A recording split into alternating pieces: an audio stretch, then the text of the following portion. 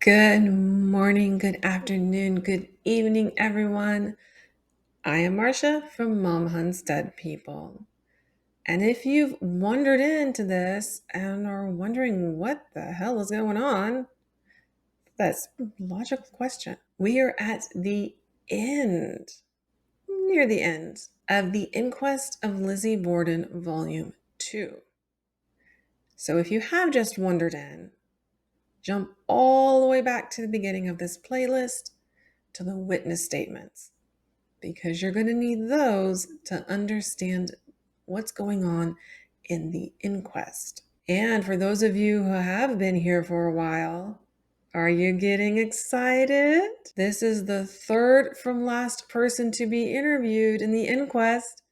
And then we're moving on to the trial. No fluff, no speculation. Just cold, hard facts recorded in court documents and police reports. Eli Bence. Mr. Knowlton. What is your full name? Eli Bence. Mr. Bence, where is your place of business? I work for D.R. Smith, the corner of South Main Street in Columbia, a drugstore. How long has the drugstore been there? I could not say just positively. I should judge close on 10 years. I should think more than that. I don't know positively. Have you worked there during that time? I worked there 3 years last spring, the 8th of April. You remember the day of this murder? I do positively. I suppose you heard of it very soon afterwards? Yes, sir. Was your attention then attracted to the fact of anybody's endeavoring to buy poison at your store the day before? My attention was directed to that point along towards 6 or 7 o'clock in the evening of the day of the murder. What took place? What happened about the purchasing of the poison? This party came in there and inquired if I kept Prussic Acid. They came in, and the second clerk went towards them to wait on them. I was standing out there. I walked in ahead. She asked me if we kept Prussic Acid. I informed her that we did. What happened then? She asked me if she could buy 10 cents worth of me. I informed her we did not sell Prussic Acid unless by a physician's prescription. She then said that she had bought this several times, I think. I think she said several times before. I says, well, my good lady, it is something we don't sell unless by a prescription from the doctor, as it is a very dangerous thing to handle. She then walked around and went out, turned right around. Did she say what she wanted it for? I understood her to say she wanted it to put on the edge of a sealskin cape, if I remembered rightly. She did not buy anything, no drug at all, no medicine. No, sir. Did you then know who it was? I knew her as Miss Borden. I have known her for some time as a Miss Borden, but not as Andrew J. Borden's daughter until that morning. One of the gentlemen who was sitting there, when she turned around and went out, he says, that is Andrew J. Borden's daughter. I looked at her a second time, then more closely than when I was talking to her. I should say it was Miss Borden. What time of day was this? I should say between 10 and 11:30. Somewhere I could not positively state the hour, as I was quite busy. I had been away on a vacation and just came back that morning. I had lots of work in the back shop. I had been quite busy. But it was before I go to dinner, which is 11:30. And I think between 10 and 11:30 positively. Had you ever seen her in the store before? No, sir, not in that store. Had you merely seen her on the street? Yes, sir. Was that the day before the murder? Yes, sir. That was August 3rd. You said your attention was attracted to it 6 or 7 o'clock in the evening. What attracted your attention then? There was a lady came into the shop. She says to me, talking of it as everybody did that day, she says, why, I understand they're suspecting Miss Borden, the daughter. This was the evening after the murder? Yes. I do not care for that. I thought it was the evening before the murder. No, sir. You may finish it. Now you have begun. Oh, well, that's nice of him. Just going to let him go ahead and finish what he was saying in the first place, even though he's like, well, I don't really care. Like, since it was the day of the murder after it happened. It's like, I was hoping it was before the murder, but I guess since you already started, whatever. I says, is that so? She says yes, and walked out then. It started me to thinking of this that had happened the day before. The other gentleman that was there at the time, he came in shortly afterwards, and he remarked to me that that was a rather singular coincidence. I said yes, I thought it was. I then spoke to one of my intimate friends, a doctor, and I told him what I had heard, etc. And he says then, you ought to report it. I says I think so myself. We were busy with prescriptions at the time. I was alone at the time in the shop. About somewhere around 8 o'clock, Officer Doherty and Officer Harrington came up. And if you've been following along, you know my feelings about dear old Officer Harrington having anything to do with this case. Did you afterwards go to the house? I did, yes, sir. When was that? I should say between 8 and 9 o'clock. What day was that? That was the 4th, the day of the murder. When did you go to the house? 8 o'clock in the evening, after the murder. The same evening? Yes, sir. Did you there see Lizzie Borden? I did, yes, sir. Where was she when you saw her? In the kitchen, talking to Officer Harrington. Did you recognize her as the one that you had the talk with the night before?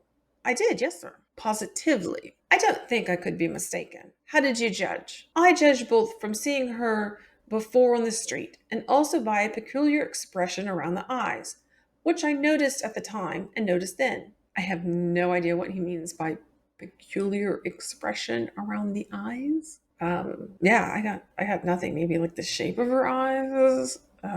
Maybe she's got a eye tick or something, needs a little bit of magnesium in her diet. No idea. Maybe just glares at people. Absolutely no idea what he means by that. Let me know if you have any guess about what he means by a peculiar expression around the eyes. Did you hear her talk? I did. Did you identify the voice?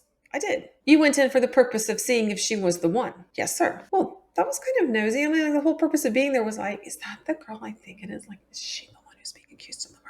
I think that's the girl that was here yesterday looking for poison. Yeah. Like, let's just go and have a look-see. Oh my God, it is. Did you speak to her that evening in there? I did not. Who was present in the shop when she came in to buy the Prussic Acid? The second clerk, Mr. Hart, and Mr. Kilroy. The third clerk was in the back shop and didn't let hear or see anything. Kilroy and Hart were in the shop. Yes, sir. The law requires a record to be made of sales of poison? Yes, sir. I calculate to see old people of that kind who come in the shop. How came she to say what she wanted it for? Did you ask her? I did. Yes, sir. That is what we always do. How much would 10 cents worth be? I never sold 10 cents worth in my life. I never sold it. Only on prescription. Okay. You've never sold it only on prescription. So you have sold it before, but you've never just sold it to people who come in asking for it. You just require like a doctor's prescription and then you'll sell it to them. Little confusing the way he words that, but I guess it's just me. How much is in an ounce? I don't know, as I could really tell you how much it does cost an ounce. It is so long ago since we bought any. I could not positively say. Because it's even any good if you... I don't know the properties of prussic acid. Like its shelf life. Has it been stored properly? Like there's so many questions. He's bought it a long time ago. Like how long? Is obviously long enough that he doesn't remember how much they spent on buying it. Which means that not a lot of people are being prescribed it if they're not selling it to just anybody who comes in. Give me some idea what it would be worth to sell. Near 10 cents or $50 an ounce. I never sell it that way. Suppose I should want to buy an ounce. I should not sell it to you. What does it cost you an ounce? It is not expensive. I have forgotten just what it does cost. I think somewhere around 25 or 30 cents an ounce. How much of a dose of prussic acid is fatal, do you know? Yes, sir, I ought to. We don't keep prussic acid in its strength. We only keep the diluted 2%. 1 drop of strong prussic acid has proved fatal. The dilution is as high as 4 drops. I have given that on prescription. We never put up 4 drops without first inquiring of the doctor. I would not like to give anybody 5 drops. They were prescribing something that lethal to people. I mean, they used to prescribe people to consume gold, like actual gold for alcoholism. So I guess I shouldn't be too surprised. And some of the drugs that we're prescribed nowadays, I'm sure our descendants will be looking at us in horror. Don't they know how dangerous that was? Yeah, but we're also told by our doctors that they wouldn't prescribe it unless they felt that it was good for us. Have you had any talk with anybody else about this matter, except Mr. Hillard and his officers? And the doctor? Only the doctor, that is all. Lots and lots of people have spoken to me about it. I have always referred them to Mr. Hillard. Of course, when it came out in the paper, everybody was inquiring of me if I had done this or done that. Well, everyone, that is all Eli Bence has to say on the matter. He is an upstanding clerk He would never, ever sell Prussic acid unless the person had a doctor's prescription for it. And he is very willing to listen to the gossip and take a peek at Lizzie to see if she really is the one who asked him for acid the day before, but he's not willing to indulge in giving out the gossip. So we are down to just 2 more people before the trial. So until then, everyone, happy hunting.